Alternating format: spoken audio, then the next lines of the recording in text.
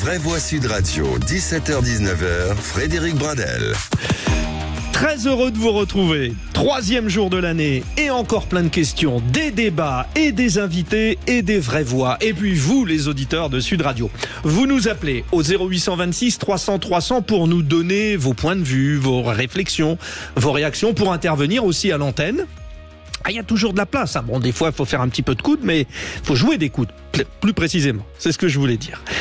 Donc, et puis le compte X de Sud Radio, le ex-Twitter. Vous allez voir, nous allons encore une fois ce soir vous proposer de belles consultations, de belles questions.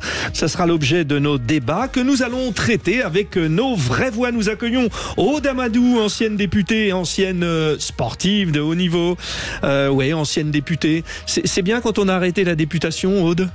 Ça dépend des moments. Ça quand on ça tient. manquait un peu. Hein. Ouais. Non, mais c'est important, vous savez, c'est bien que nous ayons Aude ce soir dans les vraies voix, parce que on posera la question de l'attrait pour le rôle d'élu. Alors, ça sera plus les maires, on en reparlera, mais aussi la question des députés se posera. Avec nous, l'incontournable Joseph Touvenel, directeur de la rédaction de Capital Social. Prêt à dégainer, Joseph? Prêt à dégainer, Frédéric, absolument. Habitué, hein, les sujets vont vous inspirer. Enfin, si j'ai une grande sportive en face de moi, je vais me méfier. D'autant que c'était le handball, donc elle sait défendre. Hein. C'est le principe, hein, le hand. Hein. Mais je suis ancien champion de France de hand. C'est pas vrai, Joseph Touvenel. Quand j'avais l'âge de 10 ans. Ah oui. Mais en quoi? En UNSS Avec mes écoles, on faisait un petit championnat, etc. Parce que ça remonte à quelques années quand même. Et voilà, on avait été champion de France. Bon, c'est même pas universitaire. Hein. Bon, mais quand même. Handballeur un jour, handballeur toujours. Voilà, c'est ça. Bon, notre 3e vraie voix, c'est Abel Boilly, alors, et qui lui ne fait pas de la course automobile. Et c'est la raison pour laquelle il est en train d'arriver.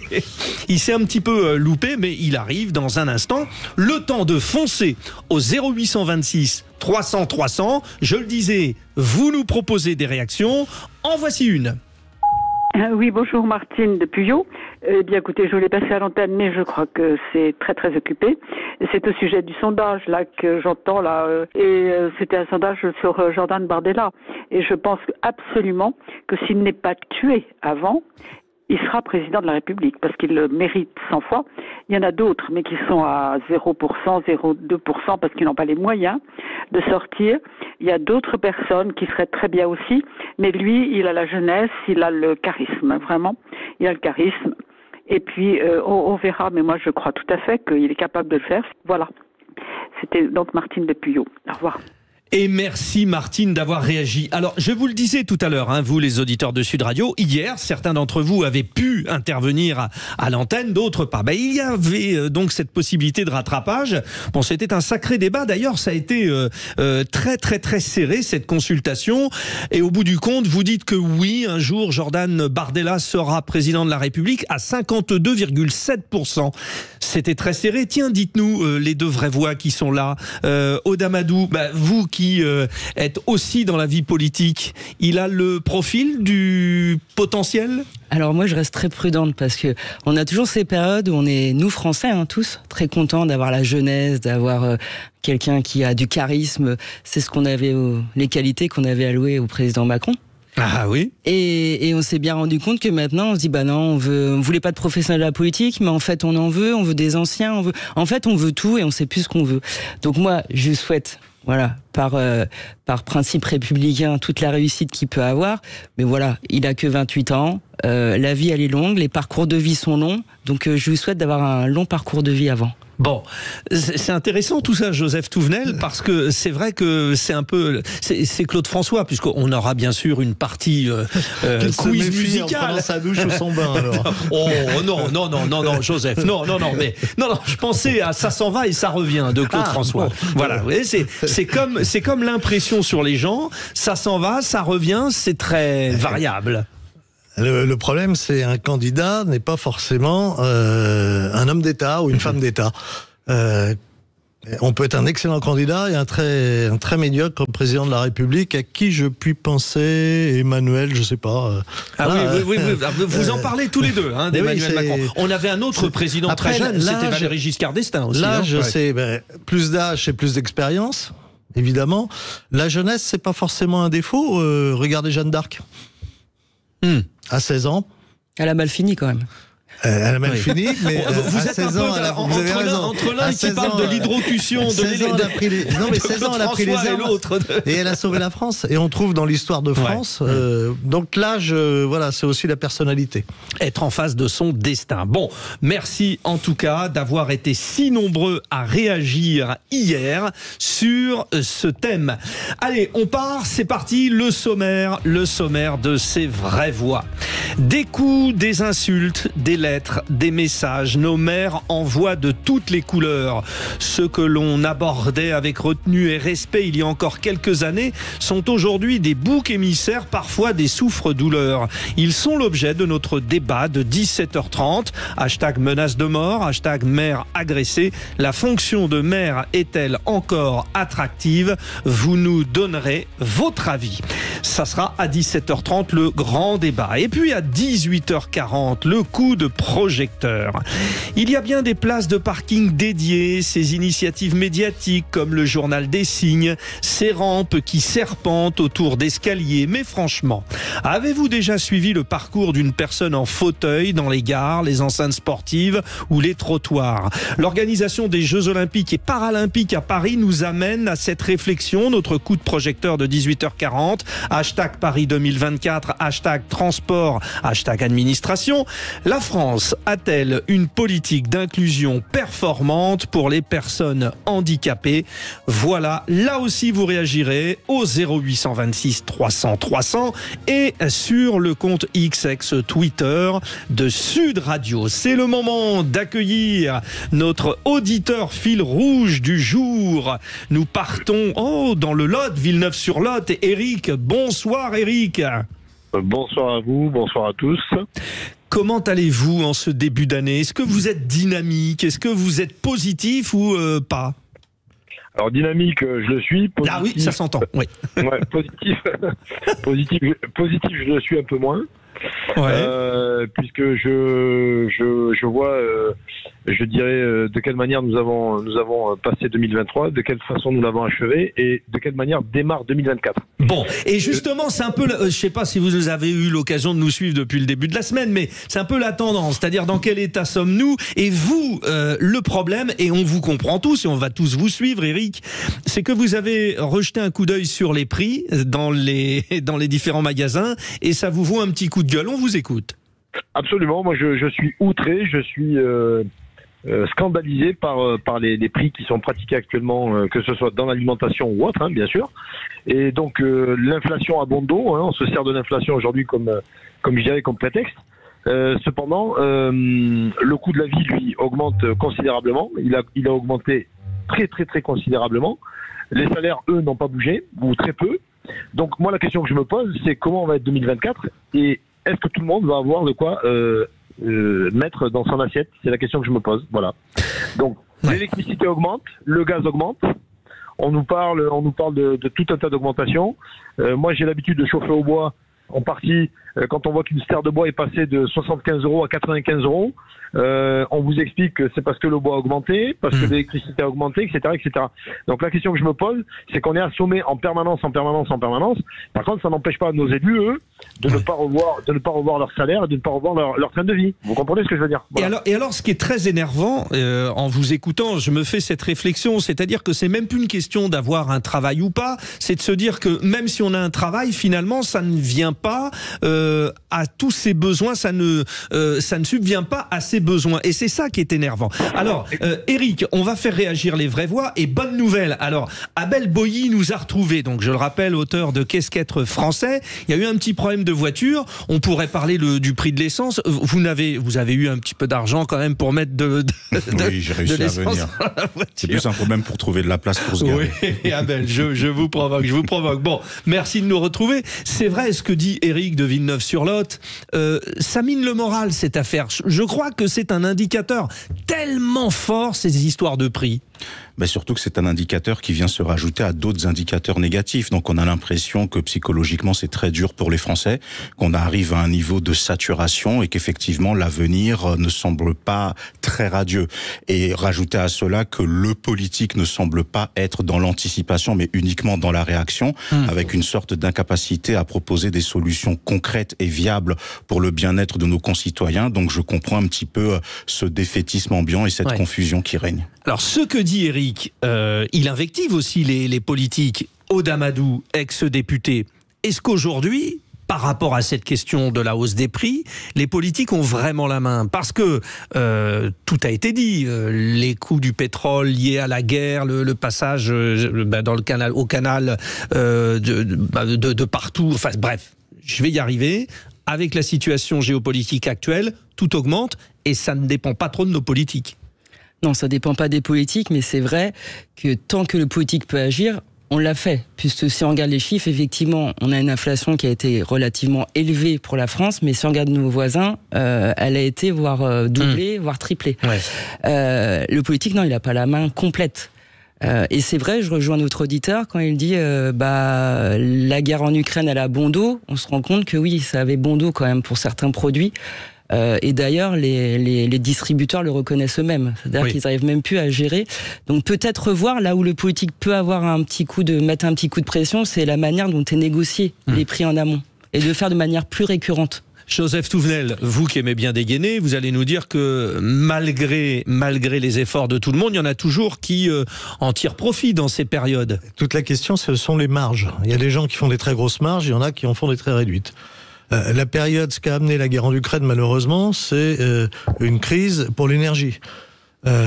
Crise pour l'énergie, puisque le gaz, vous vous rappelez qu'il y a eu l'attentat, dont on suppose que c'est peut-être, non pas les Russes, mais peut-être les Américains aidés par les Anglais. Voilà, dans la mer du Nord, qu'on coupait un approvisionnement en gaz. Enfin, dans la mer Baltique, d'ailleurs, Et puis on a eu la très grande intelligence de nos politiques. Rappelez-vous, nous fermons Fessenheim parce qu'il faut arrêter le nucléaire. Et je vous promets, c'est l'actuel Premier ministre on la retrouve à l'Assemblée nationale.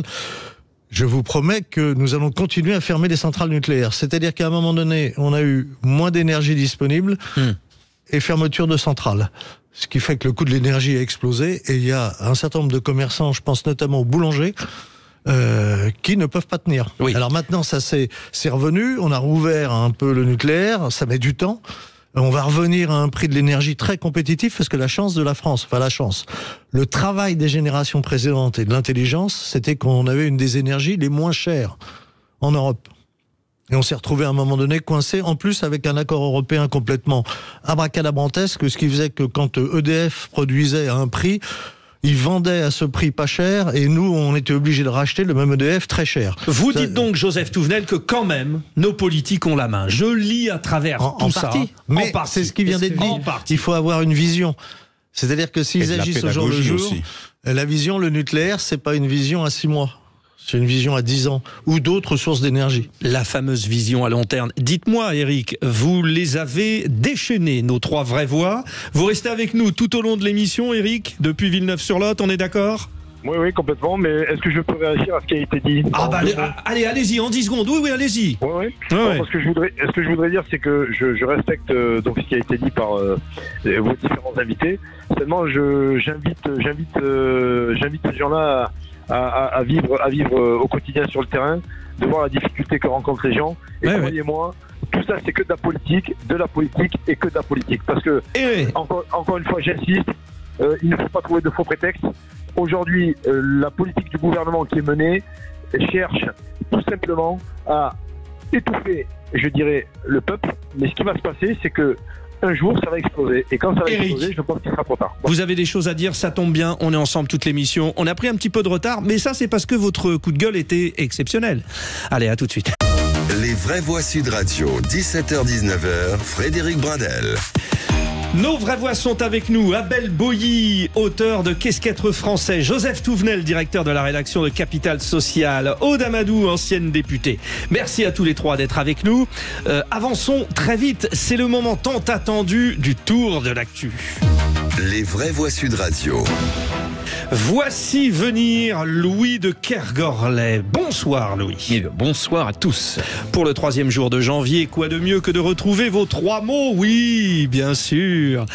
Et aujourd'hui, vous avez sélectionné inondation. Merci pour le 2e. Je me lance. Shrinkflation. Voilà, shrinkflation. Et 7. Voilà, ça fait donc 7, ça fait plus. Non, oui, allez, ça fait 3 mots. Allez, c'est parti. On va commencer donc avec les inondations qui touchent actuellement le nord de la France. À retrouver dans ce tour d'actu un témoignage exclusif de notre envoyé spécial dans le Pas-de-Calais. Et puis le gouvernement veut s'engager contre la shrinkflation, cette stratégie qui vise à artificiellement baisser la hausse des prix. Olivia Grégoire est notamment sur le pont. Et puis 7, donc comme le rugby à 7 et Antoine Dupont qui a effectué ses grands débuts avec ses coéquipiers du rugby à 7 avec un objectif, la médaille d'or au JO 2024. Les vraies voix Sud Radio. Une vraie galère, des précipitations jusqu'à 50 mm d'eau, 10 000 foyers privés d'électricité et un département en vigilance rouge crue. Le Pas-de-Calais a connu hier un nouvel épisode d'inondation. Oui, comme à Blindec où le fleuve a débordé, de nombreuses rues de la commune ont été inondées. Les habitants sont désespérés, eux qui avaient déjà vécu d'importantes inondations au mois de novembre dernier et qui avaient entrepris des travaux de rénovation. C'est le cas de Marie qui a assisté impuissante à la montée des eaux. Nous, on a évacué les enfants et on attend vraiment le dernier moment, nous, en tant qu'adultes, pour évacuer si jamais vraiment il y a besoin d'évacuer. Tout est barricadé, nos portes, on a mis des sacs de sable, on a mis des planches qu'on a siliconées, on a tous surélevé nos meubles sur parpaing, sur palettes, l'électroménager aussi. C'est dur à gérer, c'est se dire en plus, nous, on venait juste de finir notre cuisine, par exemple. Donc c'est se dire, la nouvelle cuisine va être inondée, on va devoir tout recommencer. Les enfants, ils sont en panique totale, même s'ils sont partis chez les mamies, c'est compliqué à vivre pour eux. C'est très dur et éprouvant moralement. Un son recueilli par notre envoyé spécial sur place, Clément Barguin. Plus de témoignages à retrouver dès demain matin dans les journaux de Laurie Leclerc. Et puis à l'heure actuelle, Météo France a maintenu le Pas-de-Calais en vigilance rouge au niveau des crues.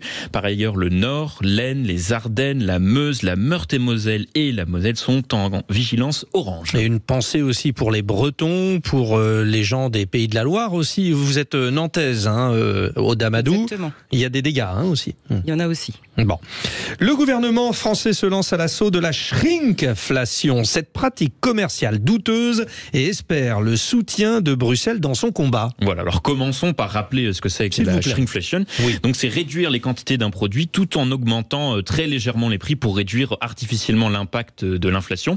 Exemple, j'ai mon paquet de pâtes d'1 kilo qui vaut 1 euro et subitement les paquets de 1 kilo passent à 750 grammes et le prix passe à 1,05 euro.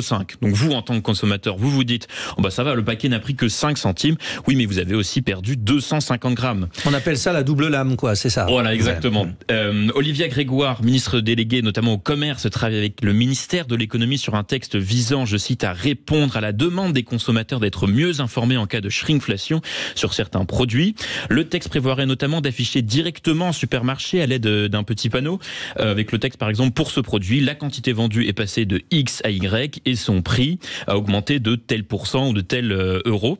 Le ministre de l'économie Bruno Le Maire avait déclaré dès octobre vouloir une disposition qui force les industriels à faire figurer de manière très visible la réduction du contenu en jugeant cette pratique inacceptable. Et c'est déjà possible d'avoir cela en France puisque certains supermarchés comme Carrefour ou Intermarché le pratiquent déjà. Seul bémol, ils pointent bien du doigt les produits des grandes marques qui ont recours à la shrinkflation, mais étonnamment pas les produits issus de leur marque d'après l'association 60 millions de consommateurs. Joseph Touvenel, notre Coluche nous manque, c'est là qu'on le voit, parce qu'il aurait dit on nous prend pour des cons, c'est ça là, oui. Oui, mais il y a quand même la responsabilité du consommateur parce que texte sur texte, alors si en plus on fait appel à l'Europe, je vous dis pas dans quelle situation on va être. C'est au consommateur de faire attention. À ce qu'il achète quand même. Même si il faut regarder, il y a 750 grammes. Même si j'ai pas le temps, je suis d'accord, même s'il y a un côté arnaque. Mais vous vous rendez compte, une nouvelle réglementation qu'on va faire, etc. Ça, oui. Ça devient de la folie, ces réglementations. On va mettre quoi encore comme petite... informer le consommateur et surtout qu'il soit vigilant. D'ailleurs, on pourrait poser aussi les questions de la traçabilité sociale. Mon produit, il est fabriqué comment? Il est fabriqué par des petits-enfants à l'autre bout du monde ou pas? Ça m'intéresse plus parce qu'il y a des responsabilités responsabilité personnelle. La responsabilité collective, c'est d'organiser les choses, mais on peut pas demander à la collectivité, au collectif, de tout faire. On n'est pas des enfants, quand même. Ou si on est des enfants, faut pas voter. Hein. Des fois, le consommateur n'a pas le choix. Hein. Quand vous devez acheter un paquet de pâtes, c'est un paquet de pâtes. Des sodas qui sont mauvais pour la santé, je l'entends, on le retire de la liste. Mais quand c'est des mais il n'y a pas qu'une marque. Des paquets de pâtes. Alors moi, quand je vais faire mes courses, des paquets de pâtes, je ne sais même pas lequel choisir tellement il y en a. Et donc, la marque qui va nous arnaquer, elle va m'arnaquer peut-être une fois, mais j'irai sur la marque à côté après. Hein. Ça s'appelle la liberté. Sauf que le consommateur, il regarde le prix uniquement. Non, le consommateur n'est pas tout à fait stupide. C'est d'ailleurs pour ça qu'il y a l'obligation, et ça c'est bien, de mettre le prix au kilo. Louis de Kergorlet, là vous avez soulevé un débat. Je pense que je le prends pour demain à 17h30 parce que celui-là, il est beau. Du coup, il vous reste 50 secondes. Allez, on se fait plaisir. On termine par ce tour de l'actu, donc de sport et de rugby. Qui dit 2024 dit Jeux Olympiques, et c'est Antoine Dupont qui a entamé aujourd'hui sa préparation en quête de l'or olympique. Exactement. Le joueur du Stade Toulousain était aujourd'hui au centre de Marcoussis pour effectuer ses premiers pas avec ses coéquipiers du rugby à 7. C'est donc une nouvelle discipline qu'a dû découvrir le demi-mêlée des Bleus, un Antoine Dupont très appliqué, attentif selon ses coéquipiers du jour. Coéquipiers qui lui ont réservé un bel accueil. Écoutez.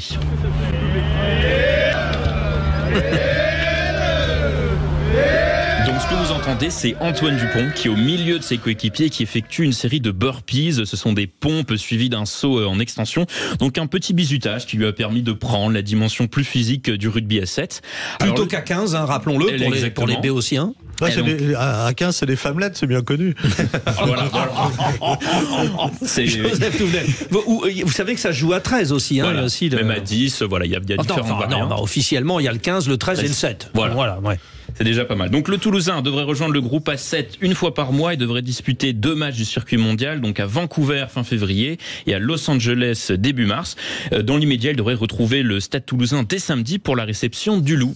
Il s'entraînera à 7. Pour tous les habitants de 7, n'essayez pas de le trouver, hein, c'est bien à 7. Voilà. Exactement. Ça c'est drôle. Ça, je suis content de ma bêtise. Eh bien, vous voyez, ça me fait plaisir. Merci, mon cher Louis de Kergorlet, pour ce tour de l'actu. On vous retrouve tout à l'heure pour en quelques clics. Quant à nous, vous l'avez compris, nos 3 vraies voix sont prêts à débattre. Et puis alors, ils se regardent avec des yeux. On a mis les grandes box. Dans un instant, notre débat de 17h30. Hashtag menace de mort, hashtag mère agressée. La fonction de mère est-elle encore attractive? Vous réagissez sur le compte X, ex-Twitter de Sud Radio, et au 0826 300 300. Attention, ça va débattre et vous avez une place à y jouer, vous les auditeurs de Sud Radio. Les 3 vraies voix ce soir sont Abel Boilly, auteur de Qu'est-ce qu'être français, mais aussi président de Tous Uniques et Tous Unis. C'est quoi ? C'est une association qui travaille sur les problématiques de la jeunesse, les violences faites aux femmes et la situation du handicap. Voilà, il y a un petit peu de travail du coup. Un petit peu beaucoup. Joseph Touvenel, directeur de la rédaction de Capital Social. Vous abordez quoi en ce moment comme sujet ? Le prochain, ça sera sur notre système de santé, celui qui va sortir là ce mois-ci, puisque c'est un trimestriel, donc on a un peu de temps pour travailler. Mais du coup, ça fait un 175 pages là, parce que là aussi, il y a du boulot. Il y a des choses à dire, oui. Bon, très bien. Aude Amadou, ancienne députée, des activités toujours dans le sport aussi, hein ? Oui. Vous ne nous en dites pas plus ? Non. C'est un teasing pour la prochaine fois. D'accord, très bien. Comme ça, vous serez obligé de m'inviter encore une fois. Bon, très bien. Voilà, ils sont prêts et on y va. C'est parti, le débat de 17h30. Les vraies voix Sud Radio, le grand débat du jour. Le maire, la mère de Romans-sur-Isère les collectionne. Les menaces de mort. Suite à l'assassinat du jeune Thomas lors d'une soirée, elle a pris position. Hier, elle a dû porter plainte pour la 4e fois. Entre les agressions physiques, les tags homophobes, les insultes, les dégradations de leur lieu de vie, les maires essuient les actes de violence à foison. Une tendance qui se développe ces dernières années, d'où la question de notre débat. Hashtag menace de mort, hashtag mère agressée. La fonction de mère est-elle encore attractive? Je vous propose d'écouter Marie-Hélène Toraval, donc maire de Romans-sur-Isère, menacée de mort suite au meurtre du jeune Thomas, je vous le rappelle, poignardé lors d'une soirée. J'ai reçu hier matin tout d'abord 2 appels anonymes qui ont été opérés auprès du standard de la mairie, avec un message plutôt qui relevait de l'intimidation, demandant si je disposais d'une Kalachnikov chez moi et si j'avais des gardes du corps. Et puis c'est monté d'un cran dans l'après-midi où à ce moment-là j'ai reçu un message privé sur Instagram précisant qu'on prévoyait une décapitation. Voilà, c'est évidemment très violent. La première consultation commence à porter ses fruits. Vous y allez sur le compte X de Sud Radio. Vous dites non à 88% pour l'instant. La fonction de maire n'est plus attractive. Tiens, je vais commencer par vous, Aude Amadou, parce qu'on parle des maires, on parle des députés. Vous avez été député. J'ai l'impression que c'est devenu, pour les élus au sens large, un chemin de croix. C'est comme si tout le monde avait envie d'invectiver, d'être violent. Je crois qu'au-delà de ça, c'est toute la société qui devient violente. On n'arrive plus à se parler, on n'arrive plus à se dire les choses. Moi, je compte même plus le nombre de fois en 5 ans où je suis allé déposer plainte au commissariat. Des fois, j'y allais même plus. C'était mes collaborateurs qui y passaient la semaine.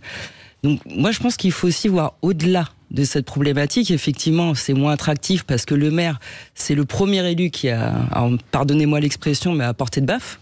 Voilà, c'est celui que tout citoyen connaît, qui règle les conflits, les problèmes au quotidien.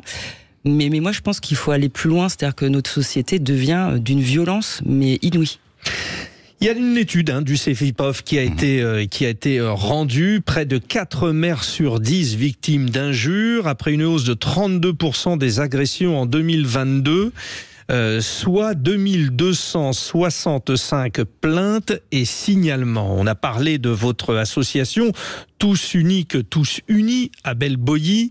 Ça part de là. On voit bien que c'est difficilement conciliable, cette notion de respect d'une institution, d'être maire. Tout à fait. On peut rajouter le fait que près de 70% des élus maires ou adjoints au maire ont déjà été victimes d'incivilité et qu'on est à une moyenne depuis 2020 d'une 40aine de démissions par mois quand même. Donc c'est une situation qui est dramatique et beaucoup de maires ont ce sentiment d'impuissance face à des demandes toujours plus farfelues pour certaines, impossible pour d'autres, difficile pour les troisièmes, et une fonction qui est de plus en plus chronophage. Et on voit effectivement que face à une société qui se délite au niveau des valeurs et au niveau de ses repères, au niveau citoyen, professionnel, culturel, économique, il y a une grande détresse qui se fait et le maire reste face aux citoyens à faire, office de soupape, malgré lui, par moment, face à des demandes auxquelles il ne peut même pas apporter une solution. Moi, j'ai été chef de cabinet d'un maire des Hauts-de-Seine il y a quelques années,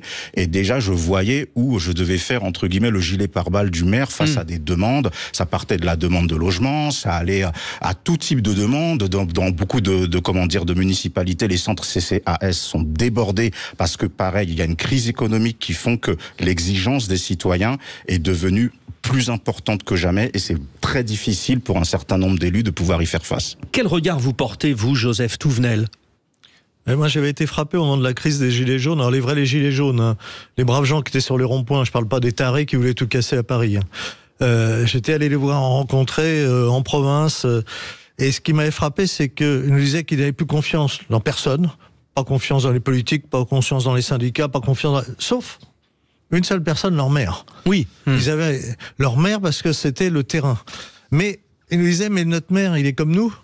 Il est totalement démuni parce que quand il s'est battu pour que l'école ne ferme pas, pour que la poste reste, pour que le train continue à s'arrêter, on lui a fait des promesses, il a perdu. Et ça, c'est très désespérant. Et ces maires, ils ont... Alors, plus on va dans les petites communes, moins il y a de moyens, mais il y a toujours de plus en plus de missions. Et d'ailleurs, j'ai vu un décret qui est paru ce dimanche, qui s'adresse notamment aux maires, sur l'accession des femmes au poste de décision de la fonction publique. Très bien. Et là, on va leur demander de faire un taux de personnes de chaque sexe devant être nommées sur un premier emploi supérieur ou de direction en faisant un rapport chaque année. C'est n'importe quoi. C'est n'importe quoi. On rajoute des tâches et des tâches et des tâches administratives. Il faut faire le rapport, il faut faire les pourcentages. Je crois qu'ils ont autre chose à faire. Joseph Touvenel, vous venez d'évoquer l'un des points cruciaux. C'est-à-dire qu'il y a une proximité et que ce maire reste l'élu préféré des Français. Alors, qu'est-ce qui a fait qu'à un moment, eux aussi soient victimes ? Peut-être cet événement, le Covid. Je vous propose d'écouter ce témoignage à l'époque d'Arnaud Savoie, maire de Soucieux en Jarret, dans le Rhône, menacé en pleine période de Covid. vous êtes incompétent, je ne peux que vous souhaiter du mal et j'espère que votre sort sera vite réglé, que ce soit par le virus ou par une personne qui saura s'occuper de vous. Il faut vraiment que ces personnes qui ont publié des choses qui sont néfastes, qui engendrent de la haine et de la violence sur les réseaux, plus la personne qui me menace directement via cette lettre, soient attrapées et condamnées et jugées de manière très ferme. Aude Amadou, vous étiez député pendant le Covid. Est-ce que vous sentez que cette période si particulière avec confinement, etc., a changé la donne et que ces actes de violence sont dans une espèce de logique de conséquence ? Alors, je vais être le mauvais exemple, c'est que moi j'étais député de l'aéroport, donc les violences je les ai connues dès qu'on a dit stop à Notre-Dame-des-Landes. D'accord, très bien. Mais dans cette période, j'ai aussi des collègues qui ont été menacés. Non mais moi je pense sincèrement qu'on est dans une société où il va falloir qu'on réapprenne à vivre ensemble. Non mais le Covid, sur le Covid, mais c'était cette période-là, parce que du coup on a tout coupé les liens sociaux. Enfin je vous rappelle qu'on a fait le télétravail, on était enfermés chez soi, on voyait personne. Alors on a eu cet élan de solidarité, on s'est dit ah chouette, parce qu'on avait, mais c'est retombé tout de suite. Et du coup, on voit bien cette difficulté qu'on a à refaire un vrai lien social. Comment on travaille ensemble, comment on discute ensemble quand on n'est pas d'accord. C'est-à-dire qu'aujourd'hui, dès qu'on n'est pas d'accord, clac, la violence, on se parle plus, on s'insulte, on en vient aux mains. C'est quand même dramatique en termes de relations humaines. Abel Boilly, le président de Tous Uniques, Tous Unis. Je reviens sur cette question du Covid. On est un peu moins unis depuis le Covid ? Comme ça vient d'être dit, la période de Covid et les confinements ont changé beaucoup de paradigmes au sein de la société. Donc on est dans une société où en plus, à l'ère des réseaux sociaux, les gens n'ont jamais été aussi éloignés les uns des autres. Déjà de base, on ne prend plus le temps pour échanger sur des choses simples, on ne prend plus de temps pour la discussion. On devient en plus de plus en plus exigeant, dans certains cas de plus en plus capricieux, j'ai même envie de dire, et on perd patience les uns envers les autres. Donc ce qui laisse monter des tensions, des colères, de l'indifférence aussi, et malheureusement on se retrouve dans une société qui glisse vers quelque chose de très dangereux et pour lequel il faut vraiment tous se remettre en question. Mais il y a quelque chose aussi que j'aimerais rajouter, si vous me le permettez. Oui, bien sûr. Comme on est dans les vraies voix, faudrait pas qu'il y ait de sujet tabou. Quand on parle de la difficulté aussi qu'ont certains élus, il faut dire que sur certains territoires, vous avez certains élus minoritaires, bien entendu, je précise, qui ont eu à jouer avec le clientélisme.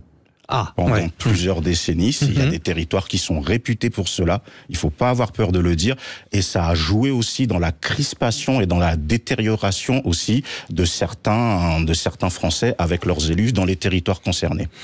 Vous continuez, les auditeurs de Sud Radio. Il y a une consultation sur le compte X de Sud Radio. Pour l'instant, vous dites non, la fonction de maire n'est pas attractive à 87%, mais ça évolue. Tout à l'heure, c'était 88. Fonçons à Villeneuve-sur-Lot, une ville qui a un maire un peu, qui a eu un maire un peu au cœur de l'actualité, monsieur Jérôme Cahuzac. C'est Eric, notre auditeur, qui est avec nous. Comment le sentez-vous, vous, ce rapport avec le maire? Est-ce que autour de vous, vous sentez finalement qu'il y a aussi un peu de désillusion? La désillusion, il y en a, oui, absolument. Aujourd'hui, je pense que le maire, en fait, est l'éponge qui absorbe les difficultés de la société actuelle, voilà, tout simplement. Donc, comme le disaient à juste titre vos invités, c'est celui qui aujourd'hui représente, je dirais, une certaine classe politique. Au prime abord, un parti politique, et en fonction bien évidemment des tendances, que ce soit de droite, de gauche, d'extrême droite, etc. Ces maires-là se retrouvent face à des personnes qui n'ont peur de rien et qui sont prêts effectivement à faire des menaces, à intimider, etc., etc. Mais aujourd'hui, je pense qu'en France, nous avons les moyens quand même de pouvoir mettre un terme à toutes ces actions. Comment je dis aujourd'hui, je pense que nous sommes. Oui, mais comment on met un terme? Je pense qu'on peut mettre un terme bien évidemment en allant chercher déjà dans un premier temps par les moyens que nous avons auprès de la gendarmerie ou de la police, les personnes justement qui se permettent de laisser des messages via des lignes téléphoniques, via des téléphones portables et autres. Et je pense que les maires aujourd'hui qui se sentent vraiment en danger doivent être protégés. On est capable aujourd'hui de protéger Éric Zemmour, qui n'est, à mon sens, pas grand-chose aujourd'hui d'un point de vue, je dirais, électorale. Il a besoin d'une protection, en tout cas. Il a besoin d'une protection. Oui, je pense que les maires, et les maires aussi, c'est ce que vous dites. Doivent être protégés. Voilà. Écoutez notamment cet exemple. Il s'agit du maire Gabriel Brémond, maire de Éclans-Nenon dans le Jura. Il est visé par des tags et inscriptions homophobes. Il a dit clairement qu'il est homosexuel. Écoutez, ça a été dans son village des abominations écrites sur les murs. Écoutez-le. Ça ne me plaît pas, ça c'est sûr. Ça ne m'atteint pas, ça c'est certain. Et les personnes qui ont fait ça, c'est embêtant pour eux, je pense. Parce que on en est loin, on en est très très loin de la réalité et de la vérité. Donc il faut absolument que tout cela cesse. Et surtout, ce qui me gêne le plus, c'est pour la commune et les personnes de la commune. Joseph Touvenel, ce que dit Eric, notre auditeur, c'est de les protéger. Bon, il y a la police municipale, me direz-vous. Oui, enfin c'est normal que quelqu'un qui est particulièrement visé soit protégé. Je ne sais pas s'il faut que tous les maires soient protégés. Voilà. Ce qui vient d'être dit, c'est intéressant aussi. C'est embêtant pour eux. Il a tout à fait raison, ce maire. Les abrutis, c'est embêtant d'être abrutis. Et des abrutis dangereux, il y en a. Je pense, voilà, ce qui vient d'arriver avec les tags homophobes ou des tags antisémites ou des tags contre des personnalités. Mais Aude Amadou tout à l'heure a évoqué Notre-Dame-des-Landes. Eh ben, on a vu le naufrage de l'autorité. Et quand il y a le naufrage de l'autorité, pourquoi ? Parce que, alors moi j'ai aucun point de vue sur l'aéroport, je suis pas un spécialiste, il fallait l'agrandir, pas l'agrandir, j'en sais rien. Ce que j'ai vu, c'est qu'à un moment donné, il y a une décision qui est prise en disant on fait un référendum. Et puis on verra le résultat du référendum. Le référendum dit aéroport, et le pouvoir politique central de Paris dit eh ben on cède, on ne le fait pas. Comment voulez-vous ensuite que dans les communes, l'autorité du maire soit respectée quand c'est le bras de fer. Au plus haut sommet de l'État, on a donné le plus mauvais exemple face à des gens qui étaient déjà pas vraiment des très gentils. Quand on voit les affrontements avec les gendarmes, enfin c'était abominable. Eh ben on a cédé. Alors c'est un enchaînement et on trouve ça ensuite dans toutes les communes puisque c'est le rapport de force qui paye. Alors on va au rapport de force. Ça reste un manque de courage. C'est-à-dire que c'est quand même François Hollande qui a demandé la consultation et pas le référendum, parce qu'on a joué sur les mots. Vrai, non, mais on a joué sur les mots. Mais François Hollande s'est pas empressé avec Jean-Marc Ayrault d'appliquer la décision de la consultation. Donc il y a un peu un manque de courage politique en général quand même. Parfaitement raison. Bon, autre point important, rappelons-le, c'est chronophage. Vous l'avez dit tout à l'heure, ça représente 32 heures de travail, pratiquement par semaine pour des maires. Plus, Frédéric. Plus souvent, ça dépend si on a une équipe municipale autour de soi. Les astreintes de nuit. Les astreintes de nuit. Certains peuvent avoir un autre travail. Les indemnités sont vraiment très très faibles. Ça fait partie des difficultés croissantes inhérente à cette activité aussi, Aude Amadou. Alors il y a un vrai sujet sur les indemnités parce que on va dire qu'effectivement celles des indemnités de maire sont à mon sens trop faibles, mais après si on les augmente, on va vous reprocher d'être des politiques trop payés et si on resitue dans le contexte. Globalement, au niveau, c'est un SMIC, pour les petites municipalités, c'est un SMIC. Ça dépend des communes, mais au niveau européen, notre classe politique reste la moins payée. Donc après, il y a vraiment, c'est compliqué. Moi, je pense que ça joue pas que sur les indemnités. Ça joue pas que sur les indemnités parce que vous allez les augmenter, on va vous reprocher au maire de gagner trop sa vie. C'est pas pour ça qu'on va le moins l'insulter et qu'on va moins lui taper dessus. Donc je pense que le sujet il se situe pas là. Mais effectivement, la question c'est aussi est-ce que c'est encore attractif ? Et là, effectivement, par rapport au nombre d'heures et le travail que ça représente, parce que c'est plus que chronophage, c'est pas 32 heures, c'est H24, 7 jours sur 7. Nos maires sont sous-indemnisés. Et pourtant, à Belle-Boilly, près d'1 million de candidats aux dernières municipales, l'engagement local n'est pas encore menacé. Pas encore, mais il y a quand même un nombre important de maires qui ont déjà signifié qu'ils ne se représenteront pas aux prochaines municipales. L'activité de maire, parce que je veux pas utiliser le terme métier, parce que métier et politique, ça fait un petit peu polémique. On peut parler de fonction. Voilà, la fonction de maire, c'est plus qu'une fonction, c'est un sacerdoce, c'est un véritable sacrifice. On ne devient pas maire pour la popularité, on ne devient pas maire pour gagner de l'argent, faut vraiment être amoureux de son territoire, amoureux des hommes et des femmes qui composent ce territoire. Bien entendu que ça dépend, mais moi je parle dans la définition de base. Après, bien entendu, il y a des gens, il y a des bons et des imbéciles partout, on dira. Mais c'est vrai que beaucoup de gens se disent, mais à quoi ça sert justement de sacrifier sa vie si c'est pour ramasser des insultes ? D'autant plus que par rapport à avant, il y a a aussi une évolution du rapport des administrés à leur maire. Avant, il y avait quand même cette proximité qui faisait qu'il y avait quand même une indépendance par rapport au pouvoir national, entre guillemets. Président de la République, ministre ou autre. Il y avait des gens qui avaient vraiment une attache, un ancrage sur le territoire qui était plus fort que cela. Or, aujourd'hui, avec ce slogan qui est dans la société un peu du tous pourris, le maire subit aussi les foudres des éventuelles défaillances du président de la République et du Premier ministre. Et d'où ce pourcentage? Il n'y a pas qu'un maire quand même. Entre mairie de Paris, mairie de Marseille et la mairie de Saint-Christophe-Vallon dans l'Aveyron. Ça y est, c'est cité. Voilà. C'est pas la même chose. Bien entendu. Il l'a cité. Et je crois pas qu'il y ait 1 million de candidats pour être maire. Il y a 1 million de candidats pour être élu au conseil municipal, ce qui n'est pas la même chose. 87% pour cette consultation à dire non, ce n'est pas attractif ce job de maire, même si on parle plus finalement de fonction, elle n'est pas attractive. Bon, les vraies voix, c'était un sujet qui a un peu fait l'unanimité, ça fait froid dans le dos. Vous savez ce qu'on a? On peut maintenant se détendre, puisque c'était un peu tendu. On va faire le quiz, on va écouter les chansons et on va savoir qui chante. Et bien sûr, Eric, qui est notre auditeur fil rouge depuis Villeneuve-sur-Lot, va choisir sa vraie voix. Et vous aussi, les auditeurs de Sud Radio, vous allez jouer. On se retrouve dans un instant. Les vraies voix Sud Radio, 17h-19h, Frédéric Brindel. On était en train de se poser la question, c'est vrai que je ne l'ai pas posée aux vraies voix. Et vous avez envie d'être maire ou pas? Bon, les trois m'ont dit non. Hein. Bon, vous aussi, les auditeurs de Sud Radio, visiblement, c'est pas la grande vocation. On joue, c'est parti. Eric de Villeneuve-sur-Lot est encore avec nous. Eric, ça va? Oui, très bien, merci. Vous chantez un peu dans le quotidien ou pas, non? Ouais, non, c'est pas trop mon fort. Hein. Bon, je vais pas vous demander de chanter, Eric. En revanche, vous connaissez un peu les chansons, quoi. J'en connais quelques-unes, ouais, mais après, je suis pas non plus, je dirais, un grand. Bon, voilà. Vous bottez en touche. Je rappelle que les vraies voix ce soir sont Abel Boilly, Joseph Touvenel et Aude Amadou. Vous quatre, vous êtes prêts pour jouer. Les vraies voix Sud Radio, le quiz de l'actu. Le quiz de l'actu. Ça a été coupé un petit peu. Voilà. Alors, qui choisissez-vous? Vous allez faire un duo, cher Eric, soit avec Abel, soit avec Joseph, soit avec Aude. Qui choisissez-vous? Moi, j'ai choisi Aude. J'ai perdu la dernière fois, Eric, mais j'aime pas perdre, donc on va tout faire pour gagner.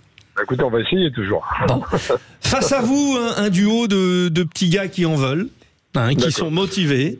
Sur tout Joseph, ce qui est musique militaire, là je suis impeccable, les chansons de l'armée. Pour le reste, je sais pas. Et vous, Abel, confiant? Oui, il faut toujours l'être, même confiant mais réaliste, on va dire. Voilà. Et Abel a fait sa première dans les vraies voix la semaine dernière. Vous étiez bon au quiz, non? On a perdu. Ah, vous avez perdu? Oui, lamentablement. Par politesse. On peut imaginer que Eric au 0826 300 300 a peut-être fait le bon choix avec Aude. Alors attention, vous devez trouver l'interprète. Le thème du quiz ce soir, c'est l'amour. Parce que finalement, on a besoin tous de quoi? D'amour. Alors attention, qui chante ça? Dalida? Non. Vous l'avez, Eric? Si, je l'ai. Vous l'avez? Comment? Sylvie Vartan, c'est bon. C'est bon, Eric, je l'ai retrouvé. C'est pour Eric et Aude. Eh oui, Sylvie Vartan. Alors, ça fait donc 1-0. Voici le deuxième extrait. Ah, Bachoung. Oui, Bachoung, Eric. Ça fait 2. Et on va vite arriver à la fin. Hein. Attendez, les vainqueurs, je le rappelle. On voit ceux qui bossent et ceux qui vont en boîte de nuit. Bon, selon étant, si le DJ met Vertige de l'amour avec Bachoung en boîte de nuit, c'est pas bon. Je rappelle que l'équipe vainqueur, le duo vainqueur, est celui qui arrive à 4 points. Essayez de jouer aussi, vous, de l'autre côté, les auditeurs de Sud Radio, bien sûr. Qui chante ça? Céline Dion. C'est forme ce soir. Je l'avais celui-là en plus, elle a été plus rapide. 3-0. 3-0. Ben oui, Eric, bien sûr, 3-0. Alors attention, parce que et Aude, ancienne sportive de haut niveau, vous le dira, et notamment dans le hand. Les Françaises en handball ont été championnes du monde en 2003, alors qu'elles étaient menées de 10 buts à 7 minutes de la fin. Et non pas de 7 buts à 10 minutes de la fin. Si, c'est plus ça. C'est dans le fin. Attention, peut-être le point de la victoire. C'est parti. Marc Lavoine. Non, c'est pas Marc Lavoine. Si oui, tu dois faire Biolay. Oui, Biolay, super. Magnifique, c'est ce qu'on appelle le panache. Abel Boilly offre le point à Joseph. On a sauvé l'honneur. Qui est avec lui. Tu as sauvé l'honneur. Ah bah non, c'est l'équipe. Joseph, c'est important que vous parliez à ce moment-là parce que les auditeurs ont eu l'impression que vous aviez quitté le studio. Donc vous êtes bien là. Hein. J'ai une petite indisposition passagère. Voilà. Vous nous avez dit que vous connaissiez toutes les musiques militaires. Malheureusement, j'en ai pas trouvé pour parler d'amour. Ah si, du boudin, c'est qu'on aime le boudin. Oui, voilà, j'aime le boudin, voilà, c'est bon. Et quasiment toutes parlent de l'amour de la France. 3-1, rien n'est encore joué. Attention, trouvez cet interprète. Balavoine. Oh là là, je vous ai dit qu'on était en forme ce soir. Eric et Aude. Oui, les deux, Eric et Aude. C'est marrant parce que vous faites équipe et vous avez dégainé tous les deux en même temps. 4-1, c'est gagné. Daniel Balavoine. Bravo. Bravo à nous. Ah, je suis contente parce que je n'aimais pas perdre. Merci Eric. Bon, on permet quand même à Joseph d'exister et puis à Abel quand même. Bon, allez, on se fait plaisir. Il y avait 2 autres extraits. Qui chante ça?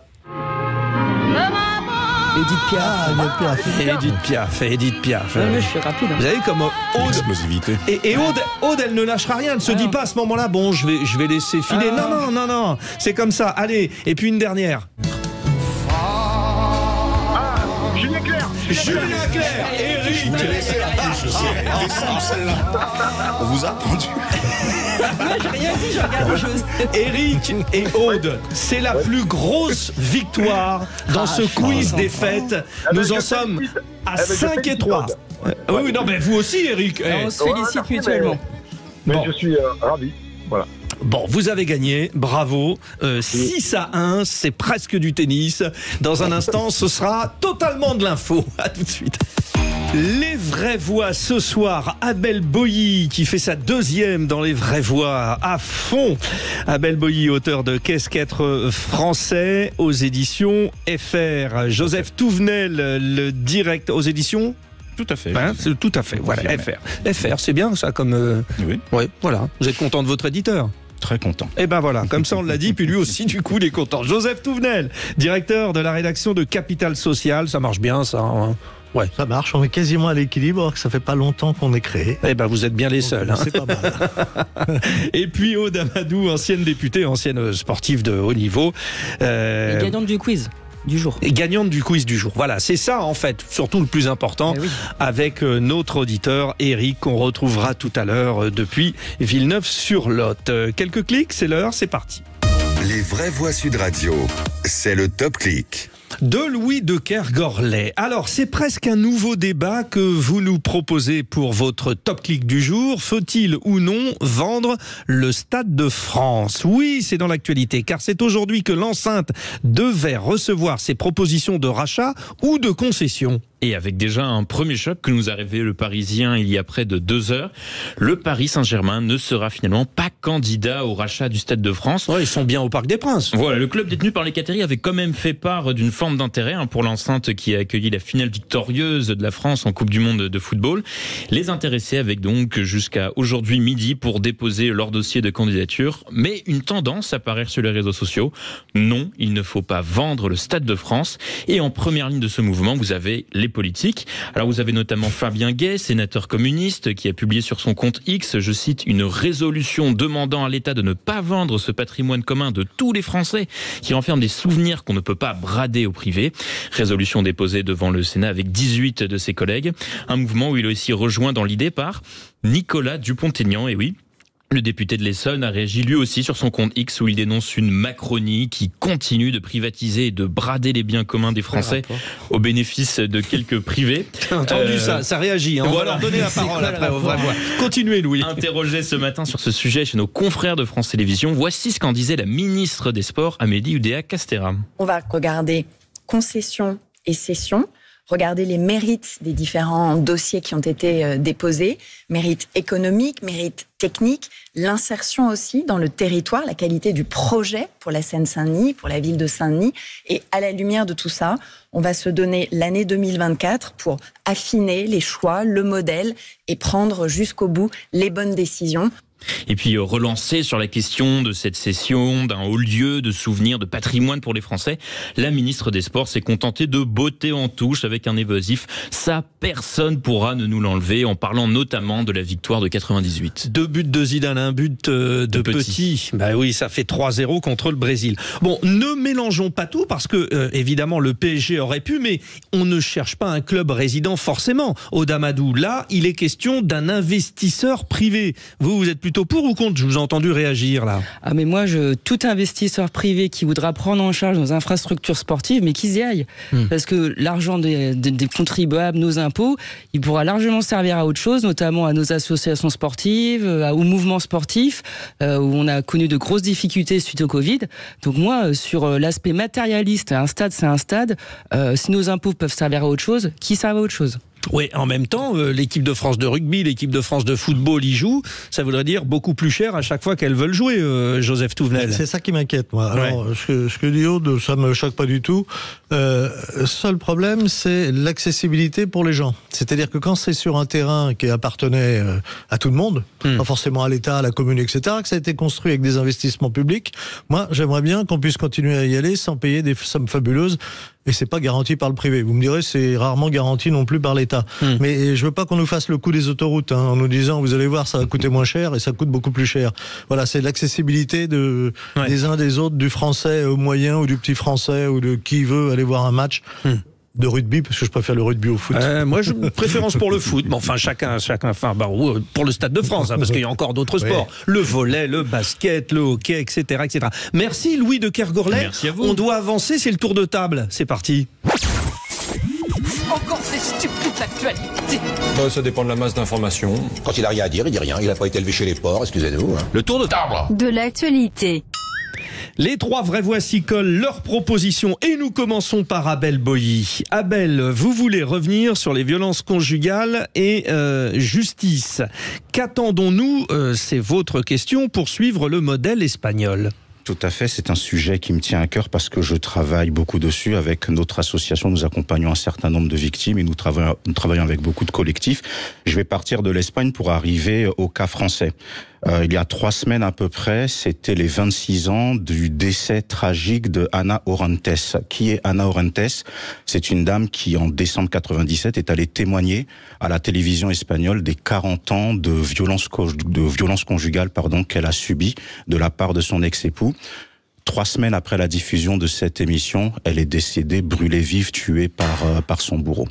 Ça a été un électrochoc monstrueux en Espagne, une émotion folle, ce qui fait que la législation s'est adaptée rapidement. Il y a eu un premier coup de fouet en 99, un deuxième plus décisif en 2004 et un renforcement en 2017.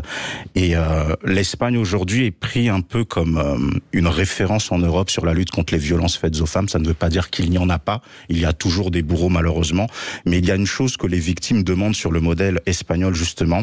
La première chose, ce sont vraiment des équipes de police qui sont vraiment spécialisées et référentes sur le suivi pour des l'écoute dossiers. Et pour la réception des plaintes, même pour notamment. la réception des plaintes, pour le suivi, parce que il y a des améliorations, mais ça reste encore compliqué. Et puis il y a un point qui est très important en France, lorsqu'une personne est victime de violences conjugales, qu'elle prend un avocat, elle porte plainte, ça passe au pénal, donc le bourreau peut avoir une condamnation, mesure d'éloignement, amende, prison avec sursis, peu importe. La victime se dit que son calvaire est fini, que tout va mieux aller. Et puis on lui dit attention, il y a un enfant au milieu, donc maintenant il faut aller au civil parce que le bourreau demande la garde alternée, voire la garde exclusive. Donc, la victime qui pensait qu'elle allait avoir la paix se retrouve maintenant dans une deuxième procédure. Confrontation nouvelle. Exactement. Encore. Ouais. Face à son bourreau et des fois face à un JAF, un juge des affaires familiales, qui va estimer, en dépit de la connaissance de la situation, qu'il ne faut pas casser la filiation entre un enfant et le père et qui va accorder la garde partagée. Donc là, que proposez-vous en vous appuyant, ce que vous disiez, sur l'Espagne? C'est une chose dont pourtant le ministre de la Justice, Éric Dupond-Moretti, avait fait allusion, c'est-à-dire que comme en Espagne, qu'il puisse y avoir des tribunaux dédiés exclusivement aux affaires familiales où et le pénal et le civil pourraient être traités au même endroit. Ça va dans ce sens-là, Audamadou, là, non? On n'y est pas encore. Oui, ça va dans ce sens-là, mais en fait, c'est tellement dramatique que ça avance jamais assez vite. Et puis c'est vraiment une réelle question de moyens. C'est-à-dire effectivement, le ministre a réussi à obtenir et gagner ses arbitrages en ayant un budget plus important, mais qui pour moi n'est toujours pas important au vu d'un budget global de la France. Et je pense qu'on avance dans le bon sens, mais vraiment, vraiment pas assez vite. Joseph Touvenel? Le problème, c'est qu'on a affaire à l'humain et c'est très difficile. Quand il y a des enfants qui sont au milieu, alors évidemment quand il y a un bourreau, de toute façon il est dangereux, et quand il était bourreau vis-à-vis d'une femme, pour la femme, il est dangereux aussi pour les enfants. Donc il me paraît nécessaire d'écarter, et c'est pas un père dans ce cas-là, c'est un bourreau, c'est plus un père.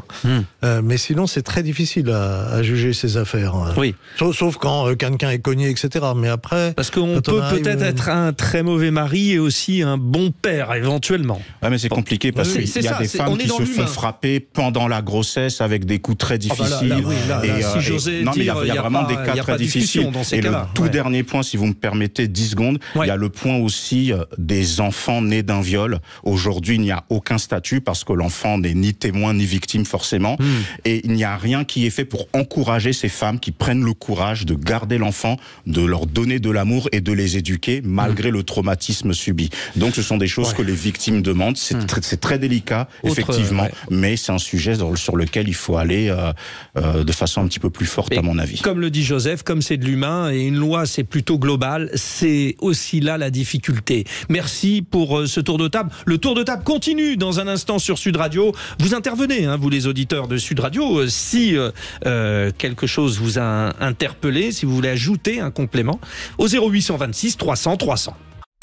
Les vraies voix Sud Radio, 17h-19h, Frédéric Brindel.